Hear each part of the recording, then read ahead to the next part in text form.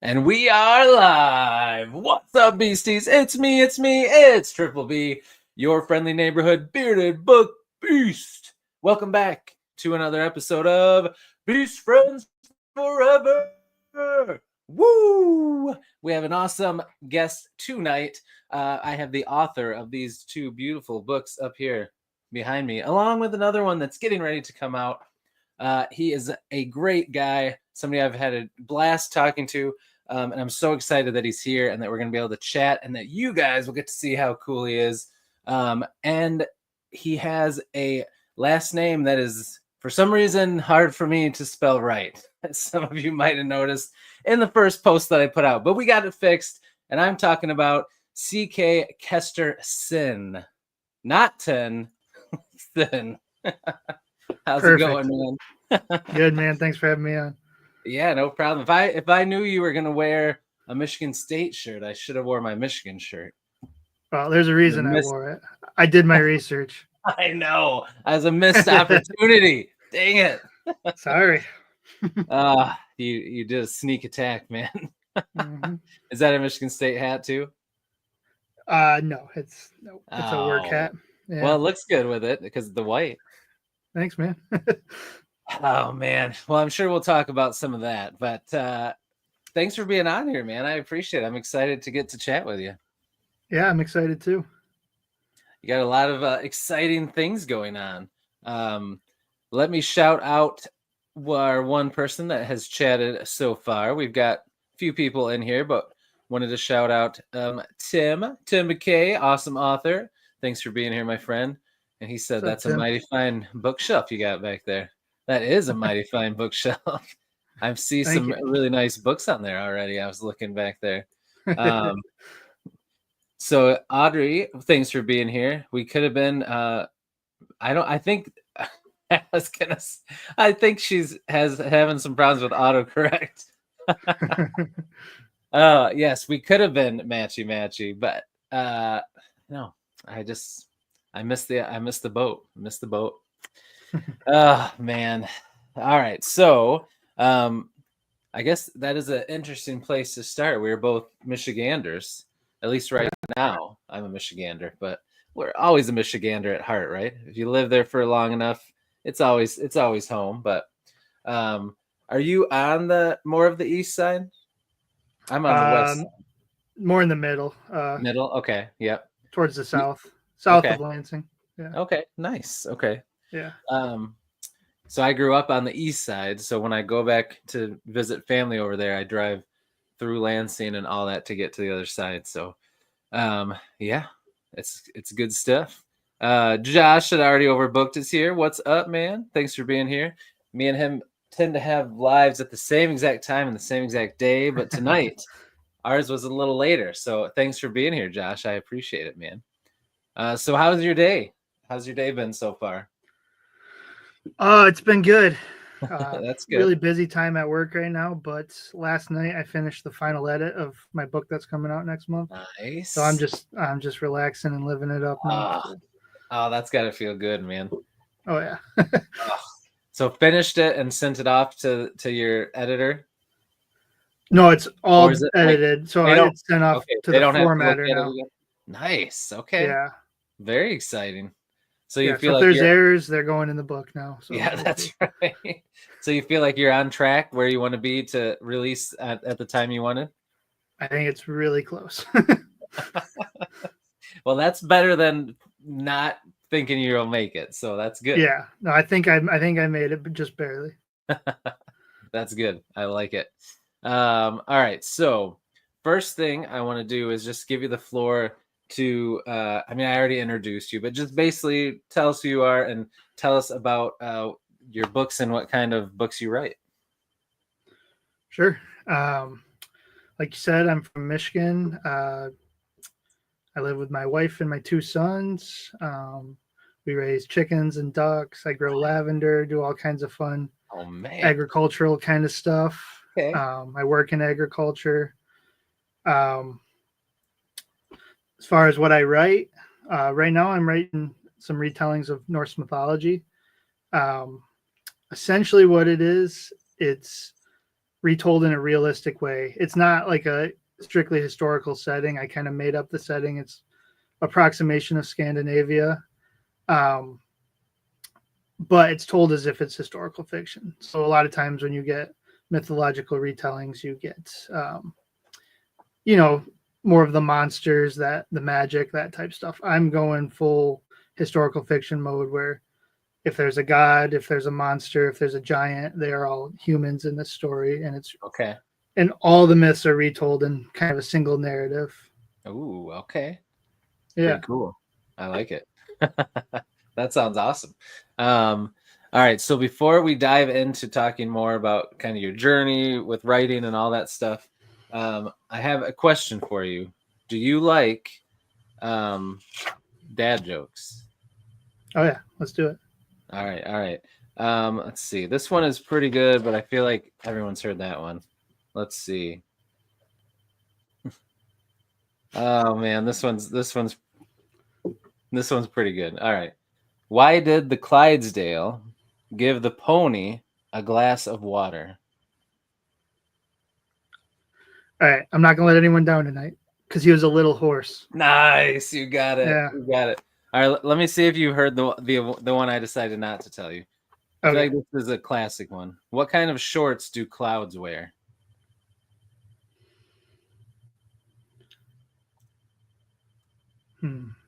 Oh no, I should have let you quit while you were ahead. Oh, gosh, dang it. I don't know. I got nothing on that one. It really shouldn't say shorts. It should say something else, but the answer I was going to say like capris or something. I don't know. So the answer is actually thunderwear. That's not fair. They should have said, like, what do they wear under their shorts? That's what right.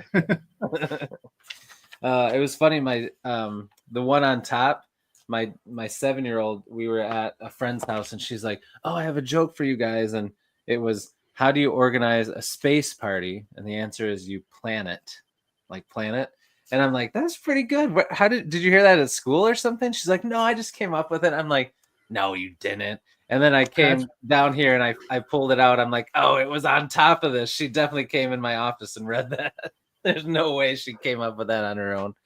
Oh, but that was my funny. son, he's also 7. He has a joke book and he'll just sit there and read it all to me, just every single joke. But he doesn't pause to let you answer. He just spits it out quick. That's awesome. Oh man, I loved those joke books when I was a kid. That's good times. Good times. All right, so Josh has a good question. I guess we can start there. We'll start talking about your covers because I love them. So who does do your cover art? Sweet. Yeah, it's a couple. They're called Author Packages. Okay. Authorpackages.com. Mark and Lorna there. Mark does the covers and Lorna does all the formatting for me. They offer other services like website design and all kinds of stuff. But that's awesome. They've been awesome to work with. Yeah, those are gorgeous covers. So how did the cover process go for you? Like, did you have the idea for those covers and you found them and then you said, this is what I want? Or did you find someone and then you kind of talked through your ideas and they came up with it? So I was especially on the first one, I was pretty set on what I was looking for. I came with colors and kind of, oh wow, okay. I wanted to do the Raven, and I pretty much told him everything and he brought it to life and it looked better than anything I could have come up with. So that's awesome. Yeah, those are gorgeous covers. I love the new one. I should have planned where I would have it on that I could pull it up. I guess I could do. Look it up. Wait, let me see. I'm gonna look it up real quick. Let's see.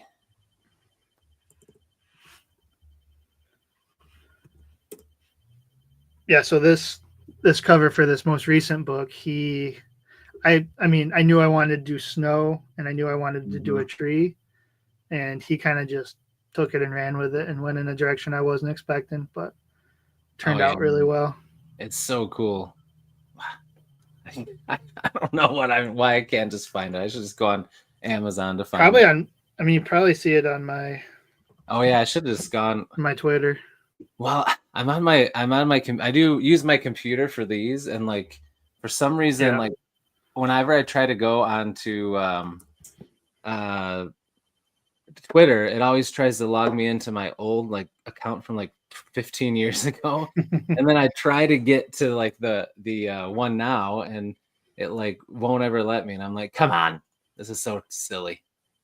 All right, here we go. Open a new tab. Let's zoom this bad boy in, and then I will show it to everybody. Oh yeah, this is such a sweet cover. All right, so let's get this out of here.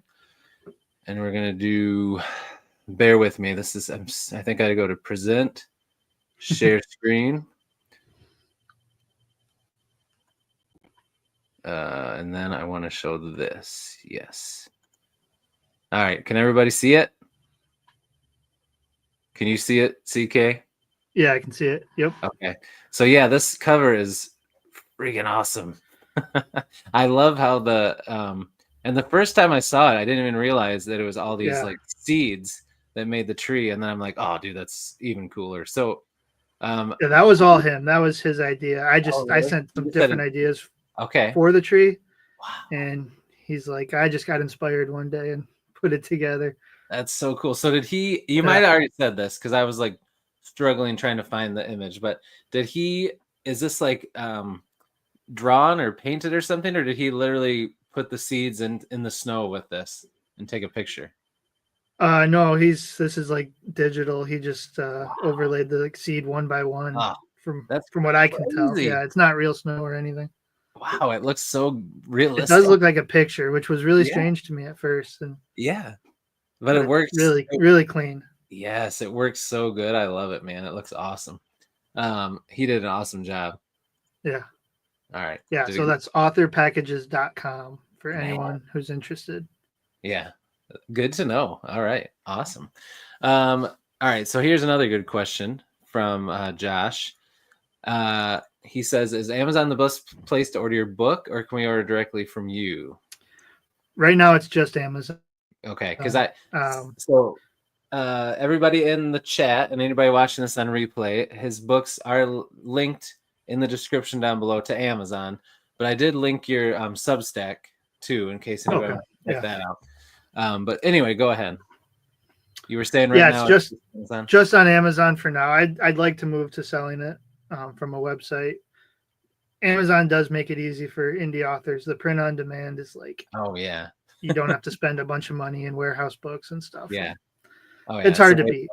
However you feel about Amazon, it's hard to beat when you're getting started like this. Oh heck yeah, man! No, I agree. It's the way to go for sure. Let's see. Mark from the Book Lounge just popped in. What's up, Mark? Thanks for being here, man. We appreciate it. Audrey had said she's jealous you have a kid that likes to read. Can't pay my 10-year-old to read. Yeah, all my kids, once they hit like, oh man, probably like late middle school, I think they just start reading so much for like homework that they just don't want to do it for fun anymore. And it's so sad because they all love that never happens until that point. I know. I hope it doesn't happen to him. My son stays up in his bed with his book light until like 10 o'clock every night. That's so awesome. I'm not going to get after him for reading at night. So reading. We just let it happen. I agree. I know my so I have a 19, 15-year-old, 11-year-old, and a 7-year-old, and my 7-year-old loves to read. My 11-year-old still likes to read, but she's starting to like do other things more, and I'm like, oh, it's happening again. But what do? It is what it is. I mean, middle school is kind of where I found my like own personal passion for reading and wanting to write in general. Yeah. So same for me. If we can figure out ways of getting kids engaged at those times, that's important. I think. I know. I agree. All right, so let's start there with your journey. Like, take me back to when you were just a little CK, a little middle schooler, little elementary schooler with that sweet goatee, probably even then. Oof. No, this came way later in life. All right, so what were like some of the things that you talked about inspired you to get into reading, writing? Like, what were some of the first authors you found? And let's start there and move towards when you decided you were going to actually write a book. Sure. So way back, I mean, probably my fondest memories of reading was when my dad would read to me. He read me The Hobbit when I was young, and then he actually read me the whole Lord of the Rings. I would lay on, he had to study, and I would lay on the rug while he would read through the whole everything. And so, yeah, that's always just stuck with me. Mm-hmm. So that's probably the earliest thing. That's cool. And then, like I was saying, in middle school, I can remember in particular, I received, this will date me almost exactly, but I think I was in 7th grade, and I received a brand new book called The Lightning Thief. Oh, yeah. Yeah. And again, mythology. I haven't moved on much from there since then. That's true. But I think that just engaged my imagination of this idea of retelling things in a way that is interesting and engaging and just different. Oh, yeah. So that was probably the first big one that made me say, hey, maybe I want to be a writer. Yeah. Then probably a year or so later, I remember reading Aragon by Christopher Paolini. Yeah. Yeah. And yeah, who's not inspired by someone who started writing when they were 16? Oh yeah, right. I thought that would be me. Right. But a lot of procrastination and just life, and it didn't happen like that. But I mean, yeah, that was another big thing. And then probably moving on into high school, probably other than Tolkien, my biggest inspiration is probably Bernard Cornwell. Oh yeah. He writes almost strictly historical fiction. The Sharp series, The Last Kingdom, which is a really good show. Yeah. But the best thing he wrote, in my opinion, and probably a lot of other people say it too, was his King Arthur retelling. Yeah, I was going to say that that's the one. Just I feel like this gritty, realistic, set in Dark Age Britain. Oh man, I've reread that like 6 times, and that is probably my number one. My number one inspiration for this book. Nice. Okay. Very cool. Yeah, I've heard really good things. I have them, and it's like I always look at them. I'm like, I gotta read those. If you read anything by him, read the Winter right there. Series. Yeah, that's what I've heard. Absolutely. Have you read? Have you read all his stuff? Like, have you read the Sharps books and stuff too? I've read probably maybe close to 10 of the Sharp books. There's 20 something. Yeah, so you read a lot of them. Yeah, I've read almost all of the Last Kingdom books. I think there's like a dozen of those. Yeah, there's a lot of those too. And then some lesser known ones, but it's a time period, a historical period I really love. Mm-hmm. He wrote it's set during the 100 Years' War. It's the Archer Tale series. So it's all about I've seen that one. All about following like English longbowmen during the 100 Years' War. Oh, that's cool. Yeah, that's a really, really fun one too. Yeah, awesome. I forgot about those ones. Okay. Awesome. So have you watched the show of that they made of, oh my gosh, we just talked about The Last Kingdom? The Last Kingdom? Yeah. Yeah, Last Kingdom, it's kind of decent. It's a little surprising, but yeah, it's pretty enjoyable. It follows it, fairly close. Okay. But it's worth watching. The Winter King series they made, though, I'm afraid to even try that because I don't want to ruin it, and it just I know, right? Awful. If you love it that much, yeah. I know. I haven't heard much about that, but I haven't watched the Last Kingdom show yet because I have this weird thing where like if there's books that a show's based on, I'm like I gotta read the books first, but then I never get to it, and then I never watch the show either. So I gotta. I guess mindset. Read like the first 3 books if you're gonna do that. I mean, I don't think you need to read the whole series to start it. Yeah, that's true. Could just go. First 3 are pretty solid though. Okay, good to know. Good to know. All right, so so you were reading those. When did you get into Bernard Cornwell? Was that like high school or? Yeah, it had to have been middle of high school sometime. Yeah, I'm not exactly sure. Okay. I remember being on vacation in Florida, and instead of going out to the beach, I was in the hotel room reading that series. Nice. So, yeah. That sounds like a good vacation, though. That sounds fun. Honestly, yeah. Reading some awesome better books. Than getting a sunburn. Exactly, because you look like I know how it goes when I'm out in the sun too long. It looks like you share that pain with me. Well, this is about as tan as I get. I've just been outside a bunch for work. Oh yeah. But I'm Scandinavian, so it doesn't take Mm. much. Doesn't take Yeah. much. Yeah, that's true. I feel like I just get burned. I peel, and then the peel comes off, and there's a new brighter white layer of skin underneath somehow. Yeah. Although I went to Mexico with my wife a couple months ago. We went for the first time since like our honeymoon, 17 years ago or whatever. And I, for the first time ever, before I went, because I wanted to wear like cutoff tees and like sleeveless tees, I did a spray tan. Okay. I don't think I'll ever do it again, but I will say I have a terrible farmer's tan, and it was nice to wear a sleeveless tee and have no I got like the lightest spray tan, so like I didn't even look tan. I just didn't look red and white. I just looked a darker Whatever it shade takes. white. Yeah. But anyway, yeah. So how about writing wise? Because you said that middle school is when you really got into writing too. Was it on your own? Was it like a teacher? Was it through like a project at school? What really got you going into writing? It was more a self-driven thing. Okay. And it's more like I'm always like creating stories in my head.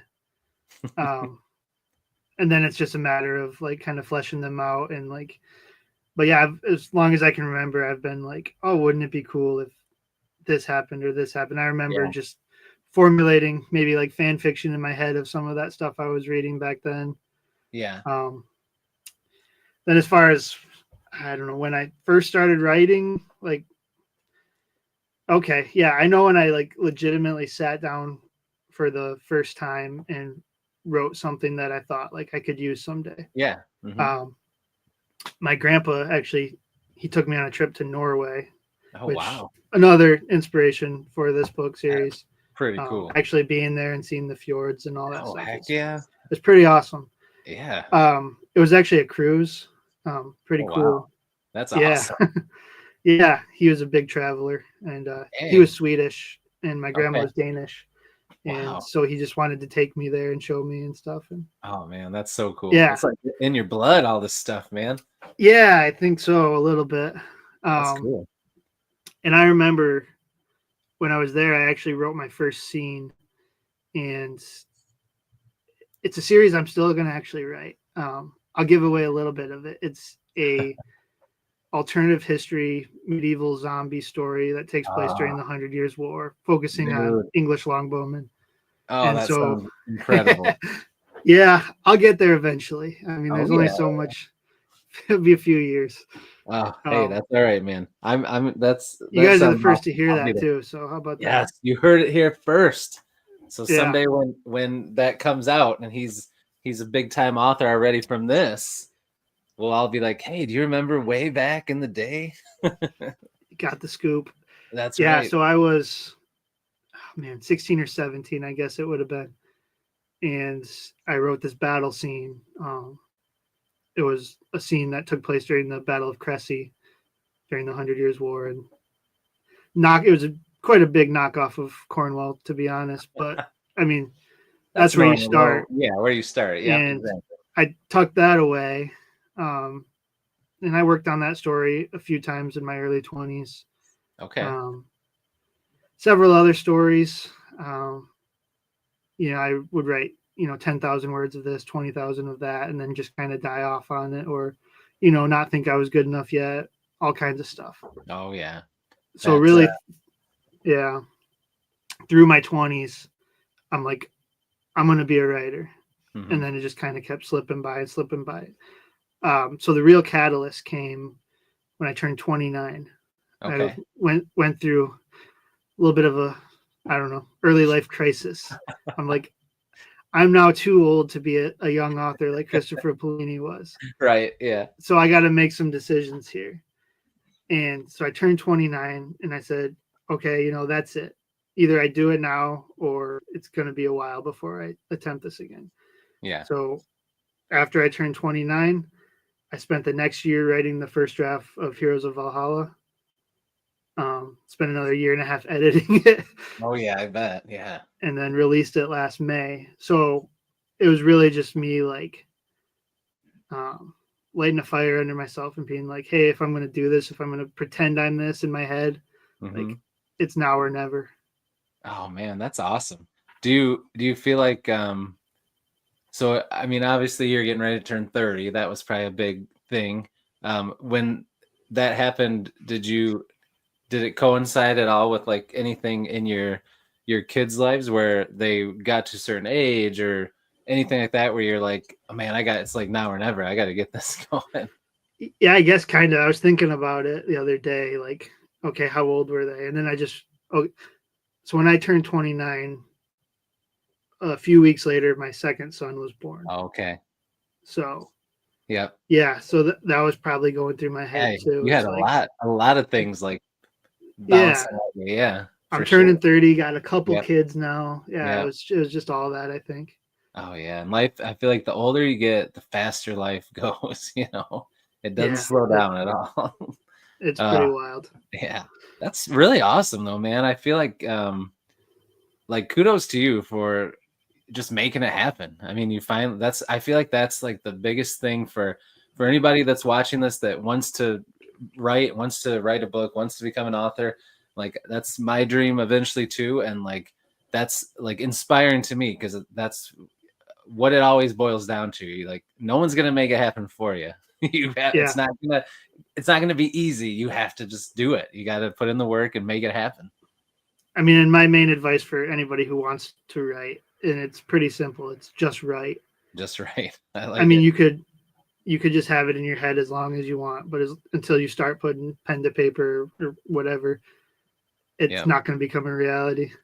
That's true. Yeah. I mean, that doesn't mean you got to publish the first thing you write. You just got to start writing, though. Yeah, exactly. Yeah. I did because I'm stubborn, but it's like, you don't have to do that. Yeah. So you wrote Heroes of Valhalla first, right? Mm-hmm. Yeah. And then Baldur's Dream. That is a prequel novella, right? It's a prequel. Yeah. It's a short story. It's not very long at all. You can see how it's like a pamphlet almost. Yeah. Which is good. Quick read. It's a prequel, but I really view it as one you should read after Heroes of Valhalla. Okay, so you should read. You would recommend reading Heroes of Valhalla first. I would. Yeah, okay. I think it works better that way. You kind of get the backdrop of everything the story is going to be trying to do. And then Baldur's Dream really just highlights a few of the non-point of view characters when they're younger. Okay. So it's pivotal stuff, but it's not. It's a side thing. Okay. Nice. All right. Good to know. We got a couple more people that came in. Another awesome author, Ryan Skeffington. Skeff Dog has a book coming out soon too. Pen to paper, finger to keyboard, more like it. Yeah, it's not pen to paper. I would have never been able to translate it. Just to say. Oh yeah. I wonder if there's anybody that writes a book on pen to paper anymore. I would doubt it. That would be kind of silly. I would have met. Yeah, I'm sure there is. Some people say they do the first draft on it. Yeah, that's true. So it's possible.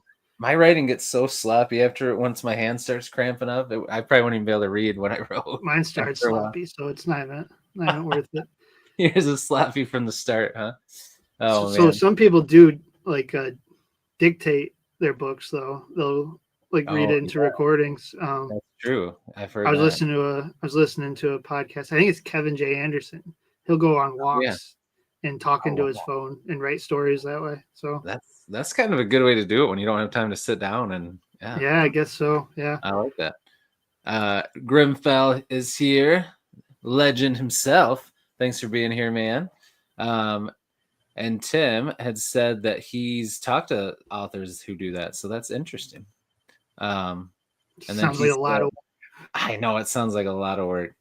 Yeah, and I feel like it would take so much time because you write it out, at least on the keyboard, you type it all out, then you just gotta edit it, right? Fix it up.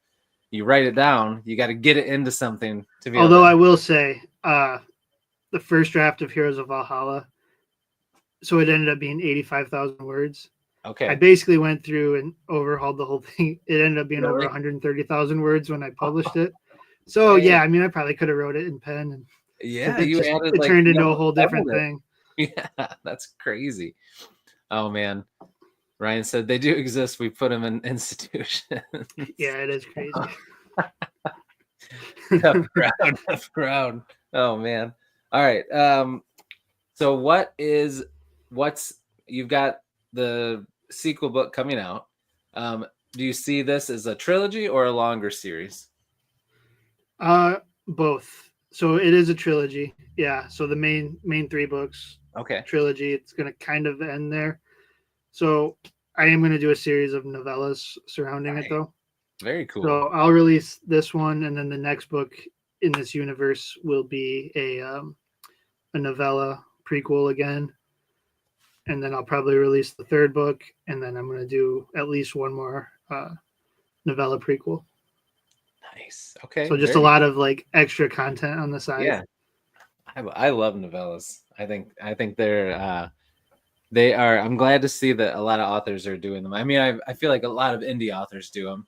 I think I've seen Ryan Cahill do it. Oh yeah, and like one between every book. Yeah, I was like that's pretty cool. I think that's the way to do it. Too. Yeah, people want content. They want a lot of stuff from you, and it's like, I know for me, like, I work 50+ hours a week. I got 2 little kids. I do all kinds of stuff. A big book. I mean, it's gonna be hard. I will say, I finished Shadows of Yggdrasil in exactly a year. A lot quicker. Yeah. In exactly a year, and it's like I said, I finished editing last night, and man, I'm ready to just chill. That was a lot of work to put on myself. Yeah, I can't write fast like some people. So I mean, that's pretty quick to write in a year to come out with your second book, especially after you took so much longer on the first one. I feel like you learned a lot and like were able to really crunch that out. That's pretty awesome. Yeah, I feel like if I do it at the same pace, that's going to lead to a little burnout until all of you guys start buying my books and I can quit my job. Yeah, and then you can just write. There's a limit to what I can do, I think, or what I even want to do. Because I don't want to neglect, hanging out with my kids and my wife. When everybody's young and stuff. Yeah, you don't want to miss that time for sure. Grifkin made a good point. Said young me hated paying full price for half a book, but now old me likes those nice short books. I agree. Like, we make them cheaper too. So yes, that's the trick, right? All right. So we've kind of talked about your book and all of that. So now I want to switch gears a little bit, stay in the same writing world, but talk about more your writing process. So I got a few questions that I always like to find out about. So first one is, when you're writing a book, would you consider yourself more of a plotter, a pantser, or some like in the middle? Like, do you plot everything out no matter what? Do you just write by the seat of your pants all the time, or do you kind of take ones from each and use it? It's definitely a mixture. Okay. It's definitely a mixture. My mind's too chaotic for it to fully be like plotted out. Okay. It's kind of hard to explain, but I'll write the general. So here's how I write a book, or here's how I write a chapter. I know how it begins. I know how it ends. I know some of the things I want in it. And then the creative part is trying to get from point A to point B. And So there's some surprises in there. I don't always know how it's going to get there. But I know where it's going. I almost always know where it's going. That's good. I feel like that's a good mix, because it's nice to have that freedom where the characters can surprise you and you can do something different than you thought was going to happen. But at the same time, having an ending in mind so that you're not like getting stuck, because you know where it's got to end up. You just got to get there. So I think that's a good way. I'm pretty vehemently against the idea of not knowing where a story ends. That doesn't add up to me. So I know exactly where I'm going. I know what everything is setting up to, and it helps in this series that it's Norse mythology. It's all setting up to Ragnarok, right? The final battle. So it's like, so I know that's already predetermined for me. But then it's getting the characters there, and then the other thing is like some of these characters do kind of take a little bit of a life of their own. Right. You got to kind of go with that. Yeah. I think that's good. That's a good way to do it. Grifkin might have came up with coined a new phrase I might use from now on. A plotter, pantser, or a plancer, or a plancer. I have to think about that. I like it. What does pantser mean? I'm sorry, I'm not up with the lingo. Oh yeah. So I mean, I get the idea, but yeah, just writing by the seat of your pants. Like, okay. Like no idea where the story's going, no plotted out at all. You just sit down and you start writing. Yeah, that's wild too. I know. I feel like they're two extremes, and most of the time people aren't going to be one extreme or the other. They're somewhere in the middle. Now imagine doing that with writing with pen and paper. That's gosh, yeah. Yeah. Now we're really talking about some crazy people. Not gonna happen. A pantser who only writes with pen and paper. Oh man. That's something. We're gonna find one of these days. All right. Next one. Do you always, are you like a creature of habit with writing? Do you write at the same time every day? Do you make goals for like how many pages or words you want to write per day or per week? But this is probably more when you're like really writing, working on a book, not so much like every single day for your whole life. Yeah. What do you normally do with that? Or with kids, do you just write whenever you can and you're happy with it? So I'm really hard on myself. So in my head, I'm really regimented and scheduled, but in reality, I'm not. And so I'm always like, so I always have this thing hanging over me like, oh man, I should have wrote more. I should have done this. I should have done that. And then the other part of me is like, but man, I'm just so tired tonight. Yeah. So essentially it's this: when I like to make time for my family, like I'm not just going to come home and write. Right. So any writing time for me is when I have enough discipline to stay up late or wake up early. Okay. I like that. And that's when it's all done. Which one do you end up doing more? Like, are you more of a night owl or are an early riser?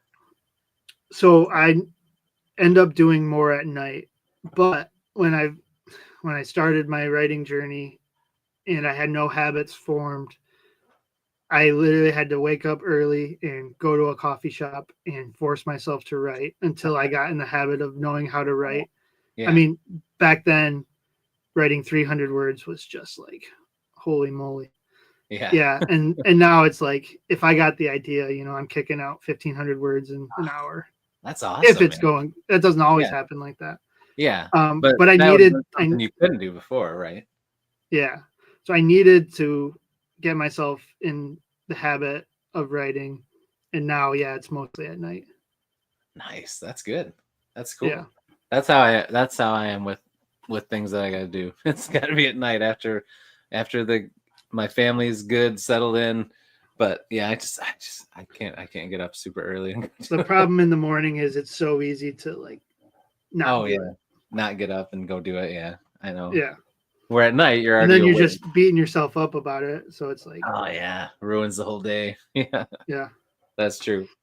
All right. When you are writing, are you someone who likes to listen to music or have background noise, or is it got to be quiet? And if you do listen to music, can it only be instrumental or can it have words? I can do it all. I feel like my mind's kind of schizophrenic a little bit. So I can listen to like podcasts about like sermons or like politics and do it. If I'm really getting into it, I have to shut it off. Okay. Music, I could listen to anything, but here's the problem. When I listen to music, whatever I'm doing, like if I'm listening to like a certain band and reading a certain book, now every time I hear that song play, I think of that book. That book, yeah. So I can't separate myself from drawing the connection between the two. Mm-hmm.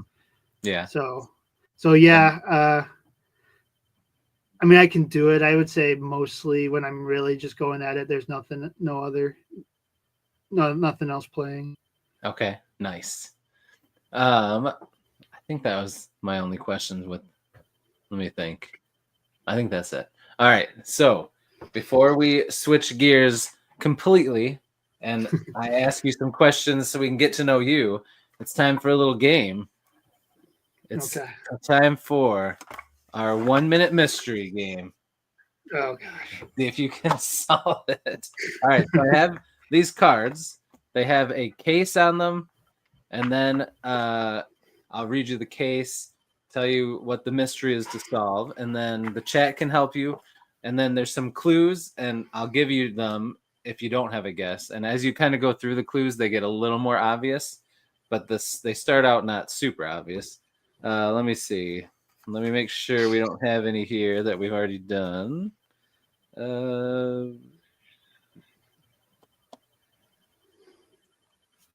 All right, what's this one say? That one's weird. The last I might have to find a new game because the last like 3 or 4 of these have been kind of either too hard or kind of dumb. So they As long started as it's off. better than that cloud joke. Oh yeah, that's true. It's better than that. That was ridiculously worded. Okay. This might be a good one to do. Okay.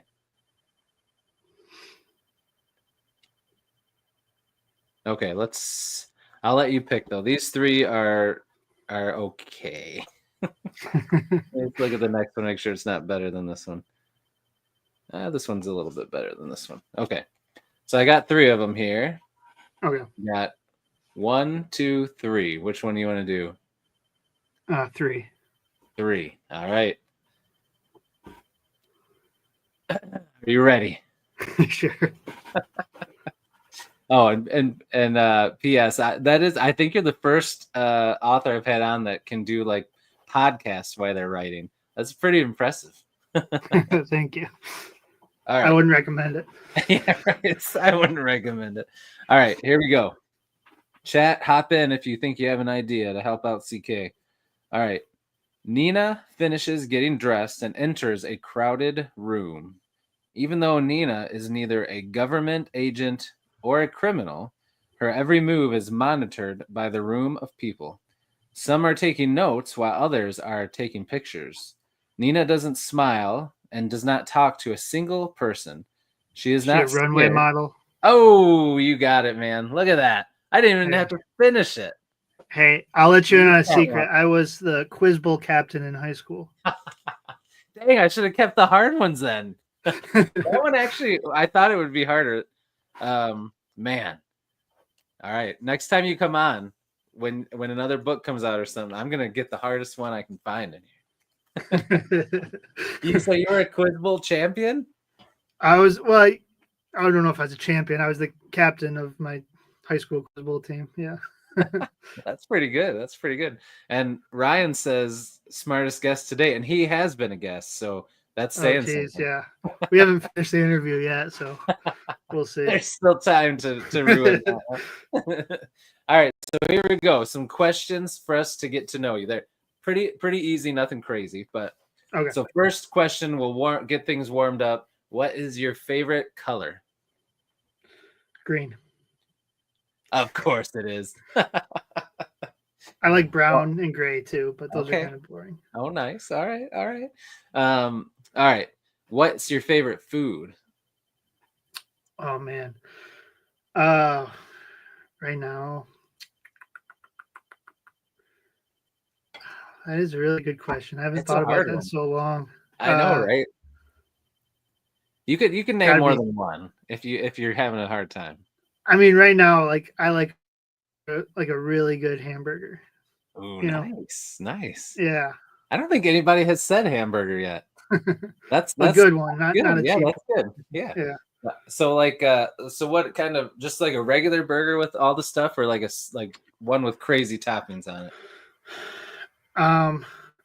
So my wife likes when I make the burgers with like bacon, like a homemade sauce, and then she really likes when I do like a runny fried egg on the top. Oh, heck yeah. I love a burger with an egg on it, man. Heck yeah. Yeah. You said homemade sauce too? Yeah, I just mix whatever's around together until something tastes good. Yeah. Like what kind of stuff do you mix together? Let me think.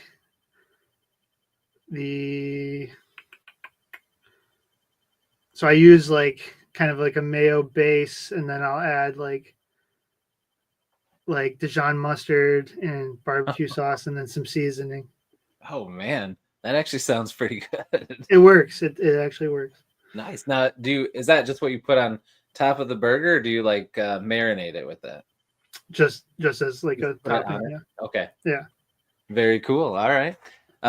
So next question. You've already mentioned a few interesting things, but what is a hobby or a talent that we don't know? That obviously you're a good writer, but what are some other things, that hobbies you have or talents you have that people may not know? Oh man. So I have a really weird one. Okay, we love the weird ones. All right, I'll just go with that. Whatever. I can't do it as well anymore because I'm getting old. But at one point, I held the world record for most self kicks to the head in 1 minute. What? You literally held the record for it? Yeah, well, I never submitted it, but we did it in class, and yeah, I got my gosh! So it's like you stand up and you just kick yourself in the head? Yeah. So sitting down? Yeah. So I was born with something called hip dysplasia, so my hips don't really stay in socket. Okay. So super flexible. What? I don't know. I won't show it right now, but I mean, you can kick yourself in the head if you want. I don't mind. Well, let me see if there's room here. Don't hurt yourself. I'll give you like. Oh my gosh, dude! Just a flash. Your head. Okay, that's probably the coolest one I've ever seen. That's all right. Yeah. Well, so how many was the world record? So I want to say then it was like 82 or something like that. 82? Yeah, I would alternate legs and. Oh my! Is it like a do you have to kick with a certain amount of force or something, or do you just have to touch your? I think you just got to make contact. Okay, so you weren't like. But when that ankle bone hits your forehead, it counts. Yeah, it would hurt though. Oh man! Now, did you take your shoes off to do this? I don't remember. I don't remember. I probably left the shoes. You're probably concussed. Oh man, that is crazy. That's pretty cool. And you said that was when you were in school? That was like middle school, yeah. Oh wow. Okay. Yeah. I must have concussed myself because that's the same time I decided I wanted to be an author. So oh man. It kicked into gear that other side of your brain, I guess. Yeah. Right? Yeah. That's wild. That is pretty cool. Man, you should have like actually put it in. You could have been in a Guinness Book of World Records. Yeah, but that's kind of how I am. I don't really complete things like that. You do all the hard work. You kick yourself in the head 80 sometimes, but you could never send it in. Right. Did you like record it so that you like? How do you like? I bet somebody has a recording out there. Okay. I mean, that was back when. Trying to think what phones were popular. It was like the Razor back then. You remember I remember that? The Razor. Heck so somebody's probably got that somewhere. Oh yeah. Oh man, they're waiting for you to make it big so they can send you a message and be like, I'm gonna release this to the world. Hold it over my head. Well, you beat them because you just showed us. So now it's already out. It's out there now. Yeah, that's true. We're letting it all out. Oh, that's pretty cool. Very cool. So side note in this area, you mentioned when you first came on that you raised chickens and that you what did you say, you grow lavender or something, or you make? Yeah, so me and my wife own a lavender skincare company. What? That's so cool. Yeah. It's one my mom started. Okay. Called Grandma's Lavender. Nice. She created all the recipes and everything, and then we kind of took it over. So I grow all the lavender. My wife makes all the products. I mean, she does it. Like it's her thing. Yeah. I just do I do the growing and the stuff like that. So I got really cool. several hundred lavender plants, and yeah. Dang. Are those hard to take care of? Are they like hardy, or do you have to really be careful with them? They're pretty hardy. Okay. Yeah, they don't require a lot of nutrients. They like the sun, and they don't need a lot of water. Wow. It's getting them started, and I do it all organic. Okay. I don't like using the chemicals and things. Yeah. So the weed control is really the hardest part. Oh, I bet. So what do you guys do during the winter? Do you have like a greenhouse or? No, they'll just whatever we harvest, we use in the products over the winter. Just use it up. Yeah. That's Yep. very cool, man. That's very interesting. And then I actually I had chickens for a few years. We actually just sold them and our coop to somebody that was looking to start having chickens since we're moving. And I was like, I don't want to try to figure out how to get this coop and these chickens to like 3 states away, you know? Fair So, enough. Yeah. So yeah, that's a fun thing, especially when you have kids. Like, do your kids love to check the eggs and all that stuff? Yeah, kind of. We got a rooster that's fairly aggressive. So Yeah, those roosters. he went after my oldest son once, and so he's just Oh. like, eh. Oh yeah, no, I get that. I grew up with chickens too, and like there was a nasty rooster, and it went after me once too, and I was like, oh gosh, it's terrifying. Yeah. Never again. Yeah. So the rooster's pretty good with me. Oh, that's good. But again, another crazy story. I got my appendix out a couple of years ago. Oh, gosh, man. Yeah. That's what was it like emergent, or did you make it before it got super crazy? I made it in time. I don't know, you might remember. I don't know if you guys lost because I don't know where you live in Michigan necessarily, but it was like 2 years ago in like February, and there was a huge storm. Oh and yeah. At least where I'm from, people lost power for like 4 or 5 days. Yeah. That happened here too, and I'm on the west side, but I have family on the east. Probably hit that hard there. Yeah, and somehow we got lucky and we didn't lose it at all. But a lot of other people around us did for a few days. Yeah. I remember that. Yeah. So that's when you had it happen.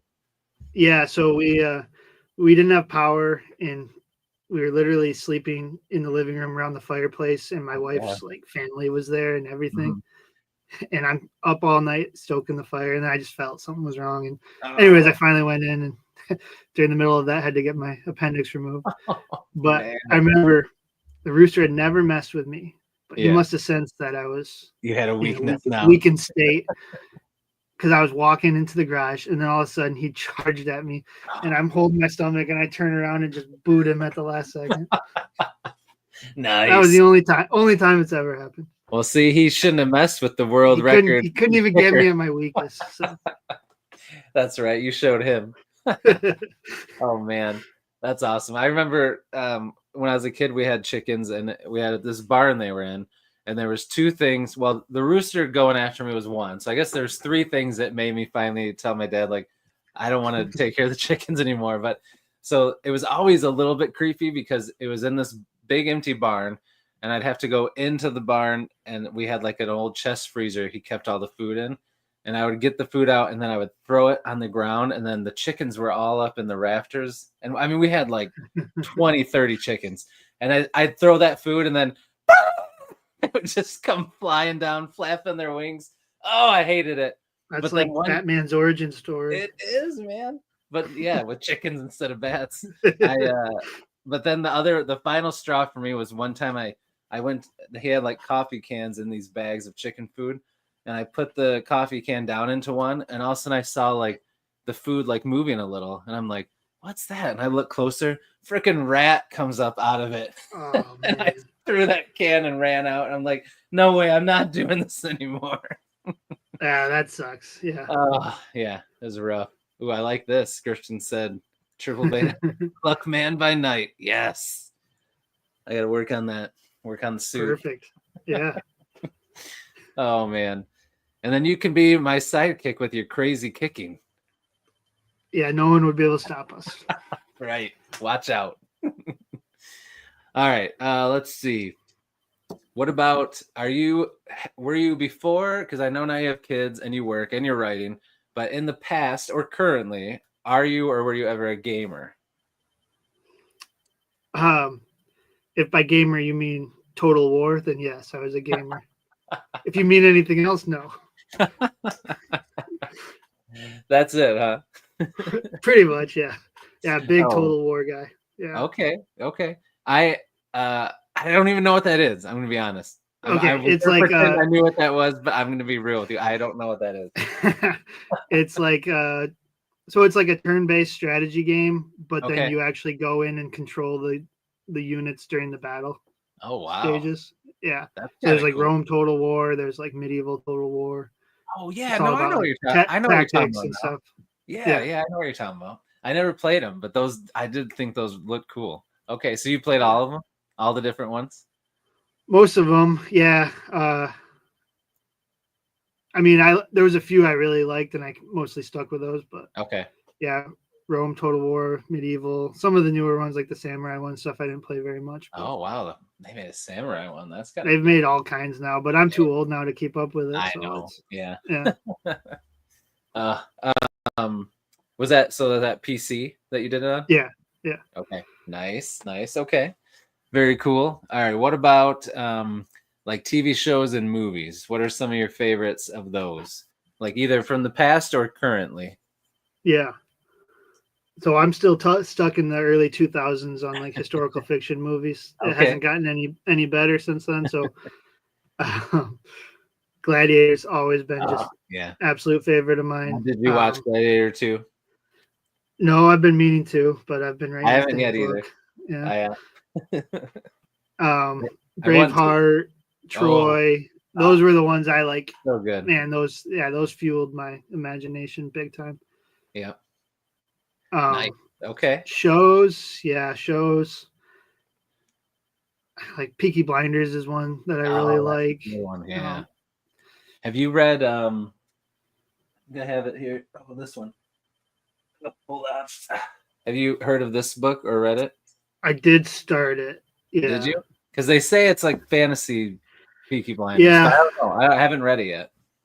I started it. It's good. It's not that's bad. I just think it's too close to the show. Oh, so it is a little too much like the show. In my opinion. Instead of like, I wasn't sure how inspired. I wasn't sure how I felt about that. I don't I love the idea though. I went out and bought it. So it's okay. Yeah. All right. I'll have to see what I think when I read it, because I did like that show a lot too. That's a good show. All right, go ahead. You said Peaky Blinders, then what other shows? So I used to skip school to go home and watch Jeopardy. What? You skip school to go watch Jeopardy? 100%. Yeah. Oh man. So I was you need to go on Jeopardy. Maybe at some point. I'm a little rusty now. But oh man, you gotta I used to have really quick buzzer hand, but I don't know anymore. Well, you can use your foot. There you go. Yeah. So I wasn't a very committed student, but I loved learning, and I loved learning on my own, and this is why I became an indie author. There's no doubt about it. I don't follow anyone else's rules very well. You just do your thing. I would go home and learn more by skipping school than I would at school. So yeah. So you would go to school and then go home and watch it? Yeah. Like, did you pretend you were sick so your parents will let you go home, or did you say, I'm coming home to watch Jeopardy? And they're like, I mean, all right. So here's how it was. I was the youngest kid. Okay. I had 3 older sisters. They got in enough trouble that I kind of was able to do whatever I wanted at that point. So. Oh man, you knew, you milked the system. You knew what you were doing. Yeah, I didn't know. I mean, I would never tell them necessarily, but yeah. I mean, it's like my son staying up to read. I'm just watching Jeopardy. Yeah, exactly. They wouldn't be mad about that. We've all been there. I don't think any of us did it to watch Jeopardy, but we've all been there. That's impressive. All right. So who's your favorite like guest on Jeopardy or contestant? Do you have like a favorite? Do you still watch Jeopardy or not anymore? Not as much as I used to, no. I think I might start doing it again. I think my son would really like it. Oh yeah, that'd be fun. Yeah. So yeah, I don't know if I had a favorite guest. Okay. So here's what I would always like compete against whoever else was in the room with me. So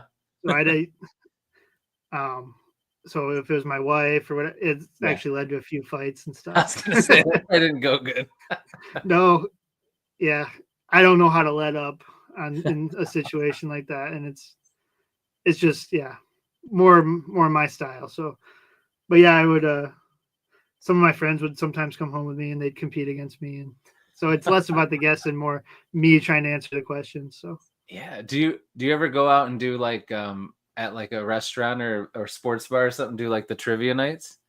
I feel like you would kick butt at that. I went out just to help out a friend on one of their leagues once. Yeah, it did okay. That stuff's so random too, though. It's yeah. Yeah, that's true. You can't really prepare for it. Yeah. We were talking about Peaky Blinders. Oh gosh. All right. I felt like this was a dare. You probably don't want to put that one up on screen. I did it, Grifkin. Cinna is here. What's up, Cinna? Another awesome social media book reviewer and booktuber. Check out her channel if you haven't yet. Awesome. She takes care of her horses and talks about books. And she reads like a bajillion audiobooks. Oh, speaking of audiobooks, have you thought about doing an audiobook for your books yet? That's another I do have an audiobook for Heroes of Valhalla. You have one for it? Yeah. What? Yes. Man, I missed the boat on that one. That's awesome. Yeah, how did that whole process go? Because that's not an easy thing to do as an indie author. So it's a case where Amazon kind of makes it easy. It was kind of fun in its own way. It's definitely, I think, Tim, are you still here? You were talking about how you're doing it yourself. I couldn't do it. I don't have the voice or the time or the patience for it. But I knew I wasn't going to do it myself. So Audible, ACX, they have, you can put like an excerpt of your book on there, and people actually audition to read for your book. So you're talking people who aren't, I don't know, they're like the me's of the audio recording world, right? Yeah. So it's like, they're just trying to make it and get their shot, and so it's essentially it's kind of a split royalty deal, but for me, it's like that was worth it just to have it there. Heck yeah. I ended up finding someone who was pretty professional and worked out really good. His name's Wes Malik. He did a good job. Cool. I'll have to check it out. That's awesome. Yeah, but the audition was fun. I mean, you get all kinds. Like somebody was doing the whole book in a Scottish accent, and I'm like, that's cool. It's just not what I was looking for. That's good. Yeah.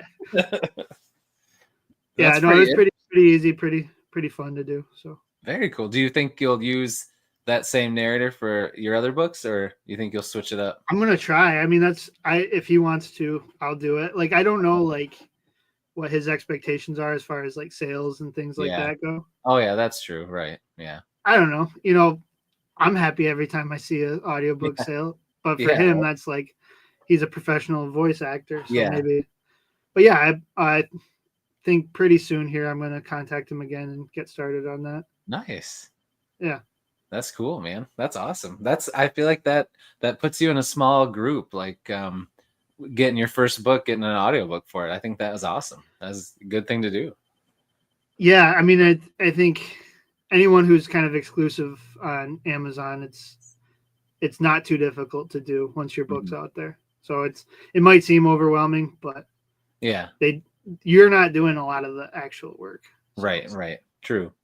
And then I guess you do have to be careful, as Tim here said. He didn't have the greatest experience. He had a narrator delivered less than half by the end of the contract deadline. So that stuff happens. But you had a great experience. So it just you got to see what happens. Yeah, and there's all types that are auditioning for these things. So. Oh yeah, for sure. I bet. It is cool though. In some ways, you can see what other works they've done and stuff. So that is kind of cool. They do like samples from their other books and stuff. So nice. You can sometimes tell when it's more of a professional or not. Yeah, very cool. Okay. All right. So last question to bring it back to reading. You kind of mentioned some of the authors that inspired you in books. So 2 questions. Who would you say are your like top 2 or 3 like favorite authors? Probably Bernard Cornwell, and then who else besides that? And then also, if you had to pick like your top 3 books that you've read, what would you say? Okay. Oh man. So top 3 authors is pretty easy. It's Tolkien, nice, Bernard Cornwell, and then David Gemmell. Oh yeah, good, nice. He's pretty well known in kind of the classic fantasy scene, but the books I really like, believe it or not, are a mythological retelling. It's his Troy series. Okay. And I think it's the best thing he did. I mean, I absolutely love those. That was another big inspiration of like, yeah, I want to do something like this, and Yeah. but in Scandinavia and bring Yeah. those myths to life. Right. That's cool. Yeah. So those three for sure. I mean, there's other authors I like quite a bit, but yeah, that's okay. Those are your main ones. Yeah, I'd say anyone who wants to like, I don't know, if you want to check out what inspires me, I would read the Troy series. I would read the Winter King series by Bernard Cornwell. Nice. Yeah. Okay. My favorite books. Okay. Let me think about this. So I think the best book I've ever read is The Return of the King. Ooh, I think nice. if I just did all three, I think those three would be the top three. So I'm not going to do that. But Return of the King, I think they continuously get better, and Return of the King is like a nearly perfect book in my opinion. So good. And then a lot of the stuff omitted in like the movie, it's like the Scouring of the Shire, and that's just like when I was a kid, that just was like so cool to me. Like, oh yeah, yeah, these hobbits, they start off as kind of nobodies, and they come back and they're like lords among hobbits and like freeing them from their oppressors and stuff. Yeah. So Return of the King, number one. Mm-hmm. Man, because I rate all my books. I have like all my lists on my phone. Oh man, you got to start a booktube channel then, dude. I mean, you're not that busy, right? I don't have time. You don't have anything going on. I think it'd be a good idea. I would need to do it with somebody. I think. Oh yeah. It's somebody who wants to like push it forward. Yeah. Oh yeah. Yeah. I would be a great Robin to a Batman in a situation like that. There you go. Yeah. There you go. Yeah. Or a Cluck Man. All right. So this was the book that probably surprised me more than any book I've ever read as far as like, whoa, Battle Royale. Ooh, like the, hold on. Which one is that? Battle Royale is kind of like what they say Hunger Games is based off of. Yeah. Because didn't they make a movie off of it too? I think so. I never watched it or anything like that, but yeah, I think there's a lot of spin-off stuff of that. Yeah, they like drop them in the woods or whatever, right? And they have just some random kind of that idea. I think it's on an island. Yes, in the book. Yeah, I know what you're talking about. Yeah. So it's like in like a dystopian Japan. Yes. Yep. And just his view of like how government and tradition and things just work their way until they're just part of society and nobody knows why and nobody asks questions. Like, he's exactly right. That's exactly how human nature works. It's not just like, I think sometimes, so I'm more of a libertarian type. Okay. So I think sometimes in those circles, it's easy to be like, hey, there's like people at the top orchestrating like bad things for you, whatever. But this is like, no, like there's these systems in place that just perpetuate themselves, and before you know it, they just happen. And so what the premise of that is they literally take every year like a class of middle schoolers and put them on this island and until only one survives.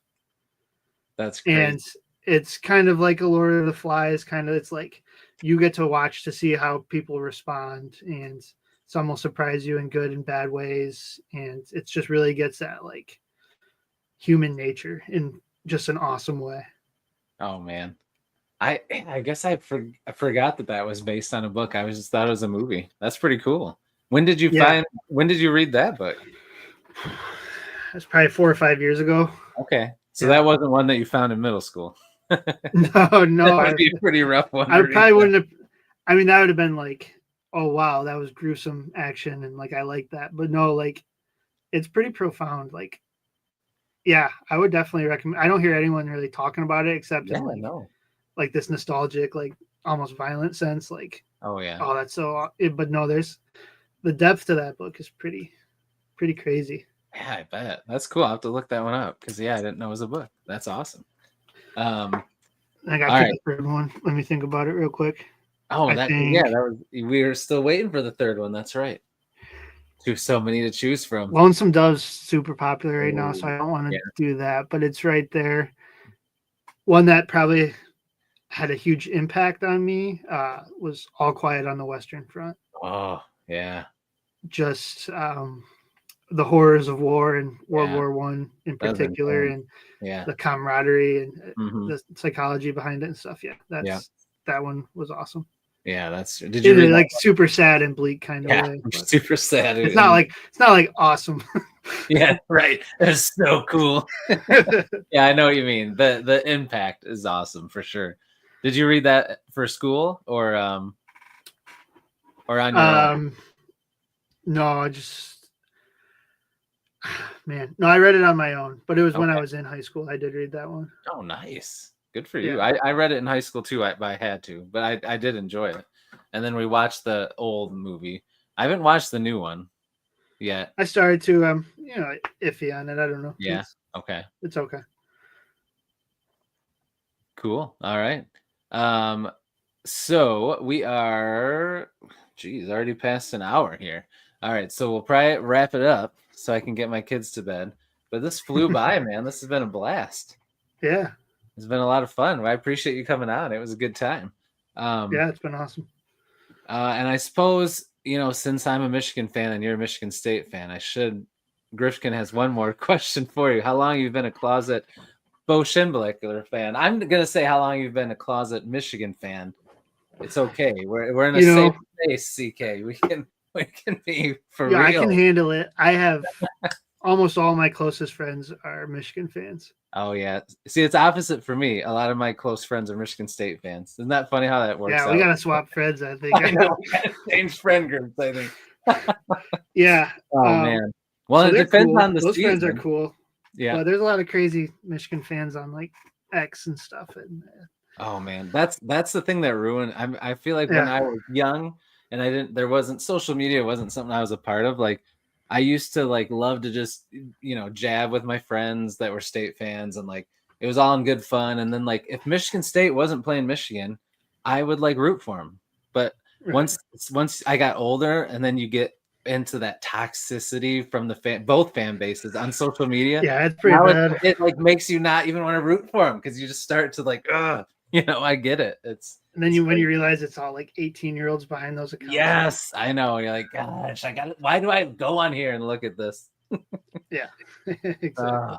But it is what it is, I suppose. But Gershkin said his dad is a Spartans fan, so he had to throw some shade.